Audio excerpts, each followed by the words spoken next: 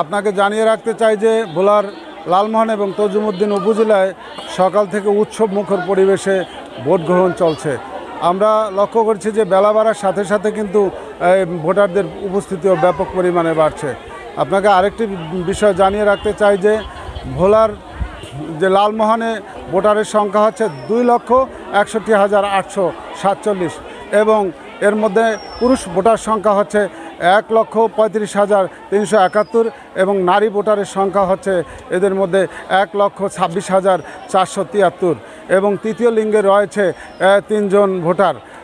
এর মধ্যে আপনার ভোলার তজুমুদ্দিনে 1,03,388 এবং 88 মোট ভোটার সংখ্যা এবং এদের মধ্যে পুরুষ ভোটারের সংখ্যা 53,740 জন এবং নারী ভোটারের সংখ্যা রয়েছে 49,648 জন।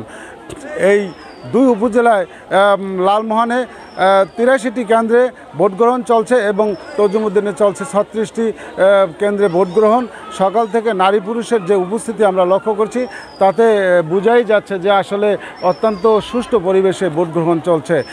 আরেকটি জিনিস আপনাকে জানিয়ে রাখতে চাই যে এই দুই উপজেলায় মোট 11 চেয়ারম্যান প্রার্থী এবং 7 ভাইস চেয়ারম্যান প্রার্থী এবং 5 নারী চেয়ারম্যান প্রার্থী ভাইস চেয়ারম্যান প্রার্থী প্রতিদ্বন্দ্বিতা করছেন এবং তাদের সাথেও আমরা আলাপ করেছি। তারা সবাই বলছে যে সন্তোষজনক পরিবেশে ভোট চলছে। অপরদিকে আমরা লক্ষ্য করছি যে এই যে আমি যেই কেন্দ্রটিতে দাঁড়িয়ে রয়েছি তজুমুদ্দিনের একটি কেন্দ্র, এটা তজুমুদ্দিনের অত্যন্ত দুর্গম একটি কেন্দ্র।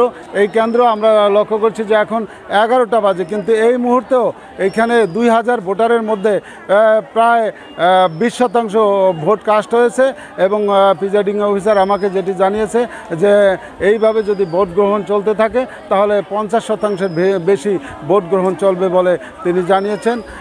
এই ছিল আমার কাছে সর্বশেষ তথ্য। এম সিদ্দিকুল্লাহ, তজুমুদ্দিন, ভোলা।